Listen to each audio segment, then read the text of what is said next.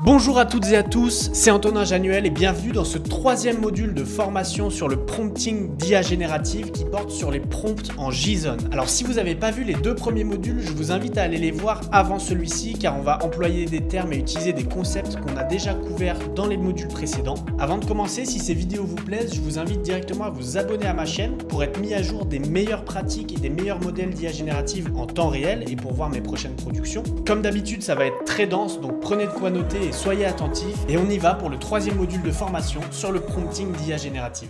Bienvenue dans ce nouveau module sur le prompting. Donc maintenant qu'on a vu la structure d'un prompt et comment créer des prompts professionnels en s'assistant de ChatGPT, Gemini et des autres LLM, on va aller encore un step plus loin avec les prompts en JSON. Alors pour commencer, un prompt en JSON, qu'est-ce que c'est ? Alors c'est tout simplement une structure pour parler avec encore plus de détails à l'intelligence artificielle. Donc ici à gauche, on a, comme on a vu jusqu'à maintenant, un prompt standard, c'est-à-dire un gros bloc de texte avec tous les éléments qu'on spécifie à l'IA pour avoir une génération d'images souhaitée. Donc ici on va retrouver le médium, le sujet, l'action, l'environnement, le style et les spécificités techniques. Et là on a rajouté un prompt négatif pour éviter d'avoir certains rendus qui ne seraient pas désirés, comme par exemple cartoon, un look plastique, une résolution basse, un sujet flou, etc. Et à droite, on voit que la structure est un petit peu différente. Donc ça, c'est un prompt en JSON qui m'a été généré par ChatGPT, je vous montrerai juste après comment faire. Et donc dans ce prompt, on voit que chacun des éléments, chacune des informations va être séparée dans plusieurs sections et sous-sections pour pouvoir avoir un contrôle vraiment très précis. Si on veut changer juste un aspect, on peut directement à l'intérieur du prompt en JSON, comme on va le voir juste après. Donc ici, on voit qu'on a une section shot, donc c'est vraiment le médium. Ensuite, on a une section sujet, une section scène, une section détail visuel, une section cinématographie, donc c'est tout ce qui est éclairage et ton. On a même une section audio, ça c'est plus pour quand on fait de la vidéo. Et en dessous, on a une section palette de couleurs. Et en dessous encore, on a du coup notre prompt négatif, enfin l'équivalent du prompt négatif, avec les éléments interdits. Donc sous-titres, caption, overlay de texte, etc. Donc voici quelques exemples qu'on peut atteindre avec un prompt en JSON. Donc ici, on voit qu'on a une consistance du produit qui reste vraiment parfaite au long des différents rendus qu'on va venir demander à l'IA. Il y a autant une consistance du produit que de tout le reste en fait. On voit que les éclairages restent les mêmes, on voit que le style reste le même, on voit que l'environnement reste le même. On a simplement quelques éléments qui changent. Donc, comme on va le voir juste après, on peut changer les éléments qu'on veut à l'intérieur du prompt. Donc ça nous permet d'avoir une structure qui est fixe et de venir changer uniquement ce qu'on veut. Donc là, en l'occurrence, on a changé uniquement l'angle de caméra. Et donc ici, alors on a l'angle de caméra qui a bougé et aussi la position de la bague dans notre environnement, mais tout le reste ne change pas. Voilà, donc ici pareil, on a un environnement, des éclairages et un produit qui ne change absolument pas. On a simplement la position du produit et l'angle de caméra qui va changer. Voilà un autre exemple. Et c'est tout aussi réalisable sur des modèles ou des mannequins qui portent notre produit. Donc on voit que le produit, encore une fois, est absolument fidèle à la réalité sur les différentes photos. On a simplement la composition et le mannequin qui va changer. Donc comme je vous l'ai dit juste avant, le JSON, c'est tout simplement un format qui permet de donner toutes ces instructions à l'IA de manière extrêmement structurée. Donc ici, on a un exemple de structure JSON que je vous mettrai d'ailleurs dans la description si vous voulez la réutiliser. Donc ici, les différentes sections, on va avoir shot, donc la composition, le mouvement de caméra, si on fait de la vidéo encore une fois, le grain de caméra aussi si on veut amener une touche un peu particulière à ce niveau-là. En dessous, on va avoir le sujet, donc une description précise du sujet et des habits qu'il porte, dans le cas où ce serait un mannequin. En dessous, on a une description de la scène, avec du coup la localisation, l'heure du jour, l'environnement. Donc voilà, on voit qu'on peut aller encore plus en détail sur ce qu'on décrit. On reprend les éléments qu'on avait vus dans le module précédent, à savoir le médium, le sujet, l'action, l'environnement, la vibe et les spécifications techniques. Et on vient à chaque fois les décomposer avec des sous-détails pour avoir vraiment un contrôle maximum sur la scène qu'on veut générer. Donc en dessous, on a encore une section sur les détails visuels. la cinématographie et l'audio, donc comme je vous l'ai dit juste avant, si on fait de la vidéo. Alors ce qui est intéressant à savoir aussi, c'est que les sections qu'on a dans un prompt JSON ne sont pas fixes. C'est-à-dire qu'en fonction des types de rendus que vous voulez avoir, vous n'allez pas avoir les mêmes sections dans votre prompt. Je m'explique, là par exemple, la section audio ne sert absolument à rien si on fait de la photo fixe. Donc là on aura plutôt une autre section comme par exemple type de caméra. Ou par exemple, si on a un produit qu'on met en scène sans aucun mannequin, juste le produit, la section habit, enfin clothing, wardrobe ici, ne sera pas utile dans le prompt. Donc on va voir maintenant les grosses différences entre un prompt normal et un prompt en JSON. Donc ici on a un prompt normal avec les différentes spécifications, là je les ai mis en couleur pour qu'on se rende vraiment compte, qui sont dans le même bloc texte. Donc voici le rendu qu'on a eu avec ce prompt via Nano Banana. Donc j'ai utilisé Xfield, je vous montrerai dans un prochain module comment faire. Alors qu'un prompt JSON, on va séparer chacune des informations ici dans des couleurs différentes dans une section spécifique à l'intérieur même du prompt. Donc là, je vous ai coupé le prompt en plusieurs parties, mais ce qu'il faut bien retenir, c'est que chaque section va être dans un seul prompt JSON. Donc là, je les ai séparés, mais il faut bien savoir que ce sera en un seul bloc. Donc le premier bloc, c'est le médium. Donc ici, on va avoir le type de photo, le style, donc le type de photo, le style, l'esthétique et le type de rendu. Ensuite, on va avoir la section sujet. Et c'est là qu'on voit qu'on a beaucoup plus de détails. Donc on a une partie, donc une sous-partie à l'intérieur de sujet sur le personnage en lui-même. Donc ici c'est une femme sophistiquée et élégante. On a aussi une partie sur la pose, donc elle est assise de manière avec grâce, quoi. On a son expression, donc calme, confiante. En dessous, on a encore une sous-partie sur la manière dont elle est habillée. Donc elle a un gros manteau oversize en fourrure, très volumineux. Donc on va avoir les détails des textures des habits dans le bloc même, au niveau du volume des textures et de l'interaction que le sujet va avoir avec ses vêtements. Et en dessous, vu que le sujet n'est pas uniquement le mannequin qu'on a ici, mais aussi la voiture, on va avoir une description encore de la voiture. Donc c'est là où je vous disais que les blocs à l'intérieur d'un prompt ne sont pas fixes. Si on n'avait pas eu de voiture sur le sujet, ce bloc-là est inutile.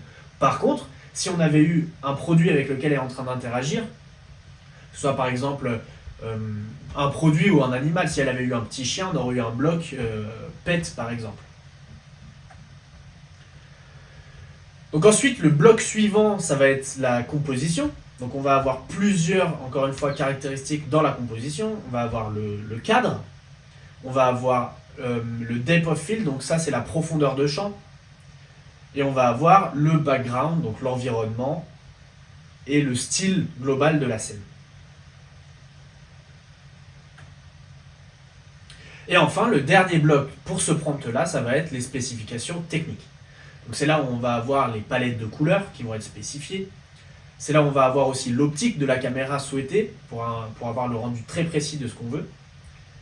Ensuite, on va avoir aussi les spécifications d'éclairage et la résolution. Juste avant de continuer, un petit mot sur la résolution. Ici, je l'ai mise dans le prompt pour vous montrer que c'est possible. Et pour utiliser ce prompt dans Gemini directement, dans le chatbot de Gemini ou dans le chatbot de ChatGPT par exemple, on va devoir la spécifier ici. Mais sinon, dans la plupart des outils comme Xfield, comme OpenArt, comme Weavy, peu importe, la résolution elle va être choisie à l'extérieur du prompt. Donc il n'y aura pas besoin de la respécifier à l'intérieur. Donc en gros, pour résumer, un prompt normal, ça va être les 6 éléments qu'on a vus dans le module précédent dans un seul bloc texte.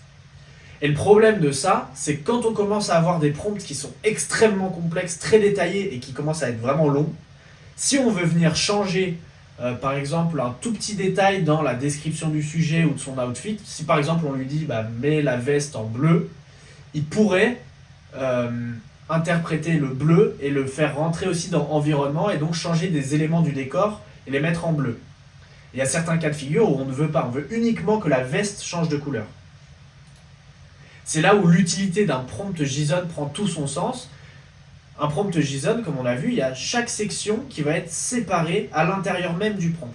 Donc si on vient changer dans le sujet uniquement la couleur de la veste, eh ben, l'environnement ne va absolument pas bouger, parce que l'IA va comprendre que c'est uniquement cette partie-là et cette spécificité-là qu'il va falloir changer. Donc quand est-ce que c'est utile d'utiliser un prompt en JSON?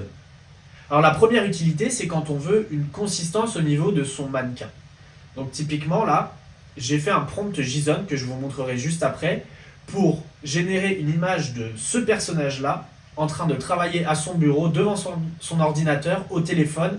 Il a l'air concentré sur ce qu'il fait, sauf qu'il y a un seul élément que j'ai changé dans le prompt sur ces 3 images-là, c'est la ville dans laquelle il se situe, donc à l'intérieur de environnement, du bloc environnement. Donc sur la première, j'ai mis New York, donc on voit derrière les bâtiments new-yorkais. La deuxième, j'ai mis Londres, donc il a mis à nouveau des bâtiments qui sont spécifiques à la ville de Londres, donc on reconnaît Londres. Et la troisième, j'ai mis Paris, donc voilà, on a la tour Eiffel en arrière-plan. Et si on regarde bien, tout le reste de l'image reste consistant. On a exactement le même outfit, on a exactement la même personne, le même téléphone, la même montre même, et on est dans un bureau vitré en haut d'un building. Donc tout le reste ne change pas, les éclairages sont les mêmes, le style est le même, vous avez compris. Un autre exemple ici, de ce que j'ai changé à l'intérieur du prompt. Donc je lui ai demandé de me faire un prompt de ce mannequin-là en train de jouer au padel, en habit de sport. Je voulais un shot en action, un après-midi d'été. Je ne vais pas vous faire tous les détails du prompt, mais voilà le rendu que j'ai eu pour la première image. Et ici, dans le bloc outfit, donc ça c'est encore un sous-bloc, c'est-à-dire qu'on a le bloc sujet. Dans le bloc sujet, on a le bloc outfit. Et dans le bloc outfit, on a bottom, donc son short. Ici, j'ai mis Navy Athletic Shorts. Donc ça veut dire qu'il a un short de sport couleur bleu marine. Et dans le deuxième prompt, j'ai uniquement changé la couleur de son short de sport. Et donc on voit qu'on a une photo qui est vraiment similaire. Et on a uniquement le short qui a changé. Sachant que je ne lui ai pas redonné la première photo. Je lui ai donné uniquement le prompt. Avec une photo, donc cette photo de mon mannequin. Et ici la troisième, donc un troisième exemple où j'ai mis black. Donc on voit qu'il y a bien le short qui change. Maintenant, j'aurais pu lui donner cette photo-là et lui dire, donc redonner le même prompt mais changer uniquement ce mot-là. Et on aurait eu exactement cette image-là avec uniquement le short qui change de couleur. Donc maintenant, on va voir concrètement comment fonctionnent les prompts JSON et comment vous pouvez faire pareil dès maintenant. Parce que la théorie c'est bien sympa, mais la pratique c'est quand même beaucoup mieux. Donc on se retrouve sur ChatGPT, ici je lui ai donné des images de mon mannequin et je lui ai demandé de me générer une section subject avec tous les traits et les caractéristiques de mon modèle, afin qu'il garde la cohérence entre les différentes photos qu'on va générer juste après. Donc il m'a donné ce prompt en JSON de uniquement la section sujet. Donc on voit que c'est vraiment très très détaillé. On a un premier bloc identité, donc avec le sexe, l'âge, l'ethnicité et la présence, vraiment, son charisme quoi en gros. En dessous on a une section visage, donc sur le visage on va avoir la forme du visage, le ton de la peau, la couleur de la peau, les détails de texture au niveau de la peau et les yeux, et dans les yeux on a encore des sous-parties, donc la couleur, la forme et l'expression. En dessous, on est toujours dans le bloc visage, on va avoir les sourcils, on va avoir le nez, on va avoir les lèvres. En dessous, on a un bloc, donc on est toujours dans le visage, un bloc cheveux. Donc la couleur, la longueur, le style, la texture. C'est là qu'on voit qu'avec ce type de prompting, on peut avoir une consistance d'un shot à l'autre qui est vraiment parfaite. Donc là, j'ai pris l'exemple d'un personnage, d'un mannequin, mais il faut garder en tête que c'est faisable avec tout et n'importe quoi. Ça peut être faisable pour un environnement, si on veut faire plusieurs images d'une pièce sans que la pièce se déforme ou qu'il y ait des textures qui changent de couleur ou un éclairage qui change. Ou ça peut être aussi pour un produit. Typiquement, si vous ne voulez pas que votre produit bouge, vous lui donnez des photos, vous lui demandez de générer un bloc JSON qui explique toutes les spécificités de votre produit, tous les détails visuels, et il vous le fera. Et donc ce bloc-là va pouvoir être réutilisé derrière dans toutes les générations qu'on va faire. Donc voici quelques exemples sur Xfield que j'ai réalisés. Donc ceux-là, on les a vus juste avant. Donc on voit que vraiment le mannequin reste vraiment très consistant à travers les différentes générations qu'on va pouvoir faire. Ici, j'avais fait un test en lui changeant la couleur de son costume. Donc en mettant un costume beige, on voit qu'on est toujours à New York derrière, dans un bureau vitré, en train de travailler sur son ordinateur, au téléphone, et puis c'est la même personne, quoi. Et puis, il y a uniquement la couleur du costume qui a changé. Le pull est toujours le même, si on regarde. Et ensuite, voilà quelques exemples que j'ai générés en train de jouer au padel. Et là-dedans, on voit que le prompt est en JSON, le médium et le sujet ne changent absolument pas.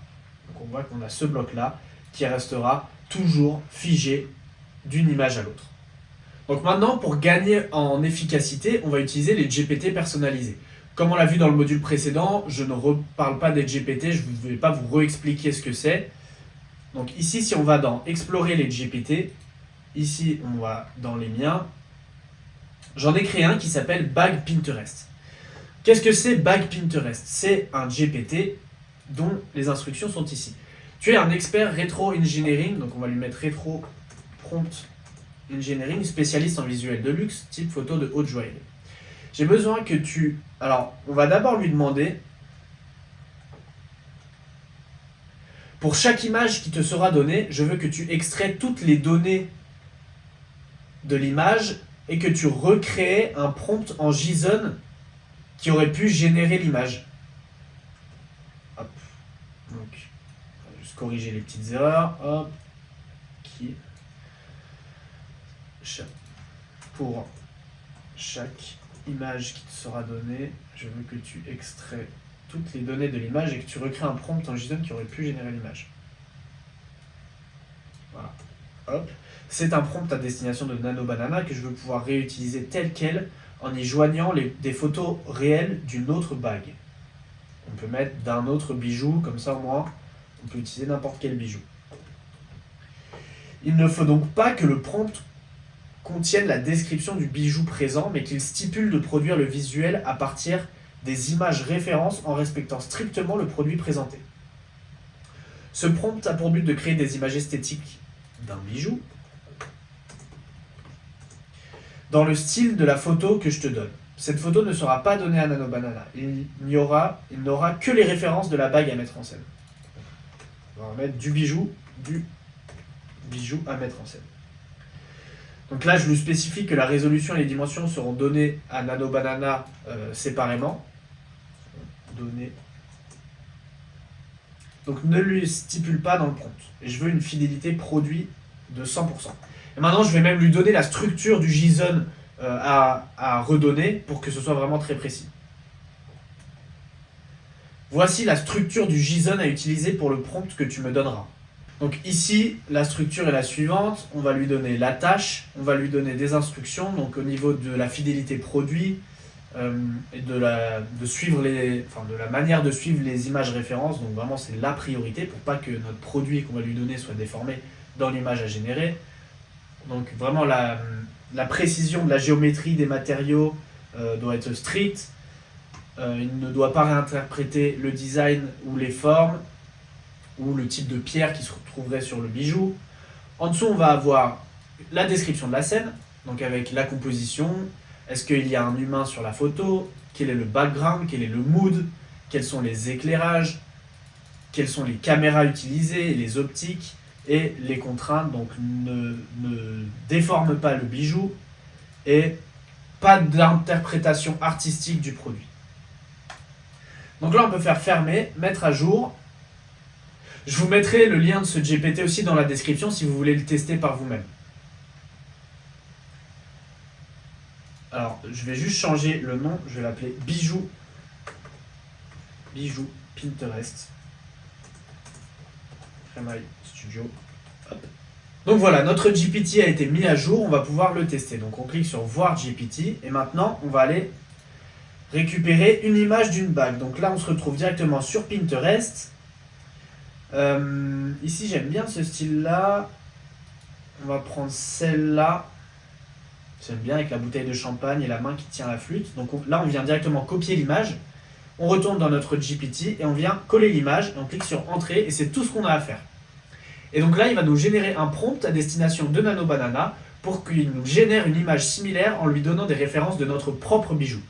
Voilà, donc il nous a donné un prompt, on vient le copier, on se retrouve dans Xfield et on vient le coller. Donc ici, je vais lui donner un peu plus d'images références. Donc ça, c'est un bijou que j'ai fait en 3D et les rendus que vous voyez là, je les ai fait avec un logiciel de 3D. Donc vous pouvez très bien prendre des photos à l'iPhone de votre bague ou de votre bijou, de votre produit tout plus simplement, et venir les importer dans Xfield ou dans n'importe quel outil de génération d'images. Très important, au plus les images sont détaillées et les éclairages sont diffus, donc au plus on voit les détails et les courbes ainsi que les textures de votre produit, au plus les rendus seront fidèles.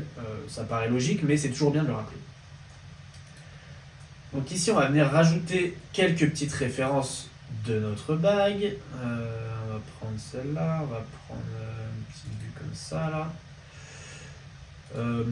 Ça devrait suffire, mais dans le doute, on va en rajouter une comme ça de profil.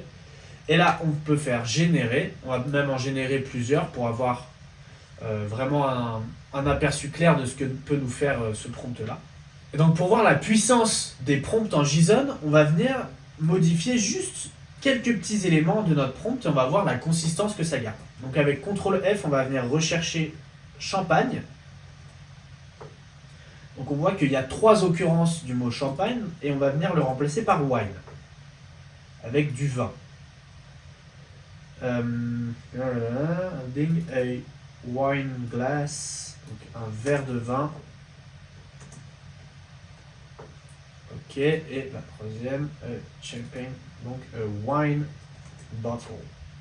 Et maintenant, on va pouvoir en générer quelques-unes de plus pour voir vraiment la différence. Juste en changeant quelques mots dans le prompt, on a toute la consistance qui reste la même, uniquement les éléments demandés qui vont venir être modifiés. Ok, alors les générations ont été effectuées. Alors comme vous le voyez, des fois il y a des petites erreurs, il y a des bugs, et il faut régénérer à nouveau l'image, c'est quelque chose qui arrive, il y a juste à relancer. Par contre, il y a un petit détail auquel j'avais pas fait attention, c'est que dans mon prompt ici, donc je lui parle de champagne, hein, si on refait un CTRL F, champagne, voilà, donc j'avais remplacé uniquement par vin, et ça m'avait fait du vin blanc pétillant, donc en fait c'était trop ressemblant au champagne. Pourquoi? Parce que, en fait, il y avait plusieurs mots, donc il y avait champagne, mais il y avait aussi, ici, pouring sparkling wine. Donc en fait, le vin était spécifié comme étant pétillant. Donc qu'est-ce que j'ai fait? J'ai remplacé champagne par vin rouge, et ici, du coup, je mettais red wine au lieu de sparkling wine. Et voici, du coup, les résultats que j'ai eus. On va les mettre là-dessus. Voilà, donc avec le champagne, on a la bague qui reste consistante. Il y a simplement le sens dans lequel elle est mise sur le doigt qui n'est pas le même sur tous les rendus. Donc j'aurais pu lui spécifier également. Là, je ne l'ai pas fait en l'occurrence, donc il a interprété ça. Mais tout le reste, on voit, reste très consistant. L'arrière-plan bordeaux est là. On a cet effet de vignettage. On a une main féminine avec du vernis clair. On a du champagne qui est versé dans une flûte qui est tenue de la même manière. On voit qu'on n'avait pas spécifié de quel côté arrivait la main, donc ici il l'a interprété. Donc en faisant plusieurs générations comme ça, on peut se rendre compte d'éléments qu'on a oublié de préciser dans notre prompt et on peut venir le rajouter. Et l'avantage du coup que le prompt soit en JSON, ça nous permet de savoir exactement où est-ce qu'on doit renseigner notre information. Et du coup, en changeant champagne par red wine et en enlevant tout ce qui était relatif au champagne, c'est-à-dire les bulles, tout ce qui est sparkling. En fait, il n'y a eu que le mot sparkling, mais pour être franc avec vous, j'ai aussi tapé bubbles pour être sûr qu'il n'y ait pas d'autres contradictions qui se glissent dans le prompt. Et donc voici ce que j'ai obtenu. Donc on a bien un verre de vin rouge avec une main féminine qui porte la bague et qui tient le verre de vin qui est en train d'être rempli. Donc pareil, ici on voit que le sens de la bague n'est pas tout le temps le même, mais la main féminine reste la même, l'arrière-plan reste le même, on a à nouveau notre vignettage et on a le vernis sur les ongles qui reste vraiment consistant d'une génération à l'autre. Donc voilà, vous savez tout sur les prompts JSON. Maintenant je vous invite à tester par vous-même Vous aurez les liens des différentes GPT que j'ai utilisées dans cette vidéo juste en dessous de cette vidéo, donc pour aller les tester par vous-même. Et je vous incite aussi à créer vos propres GPT personnalisés. Et voilà, vous savez maintenant parler à n'importe quel outil de génération d'images. Je vous recommande vivement le plus rapidement possible à aller essayer les concepts qu'on vient d'apprendre. Le but c'est vraiment de tester, de vous rendre compte, d'obtenir vos premiers résultats et de pouvoir itérer pour vous améliorer. J'espère que vous avez appris des choses, que vous allez pouvoir améliorer vos créations IA. Si jamais vous avez un projet de vidéo IA ou d'image IA, je vous invite directement à prendre un rendez-vous avec moi. C'est un appel de découverte totalement gratuit, ça dure 30 minutes, le lien est juste en dessous dans la description. On discutera de votre projet et on verra comment est-ce que je peux vous aider. En attendant, n'oubliez pas de vous abonner à la chaîne. Merci d'avoir suivi la formation jusqu'ici. Je vous dis à très vite, c'était Antonin Januel.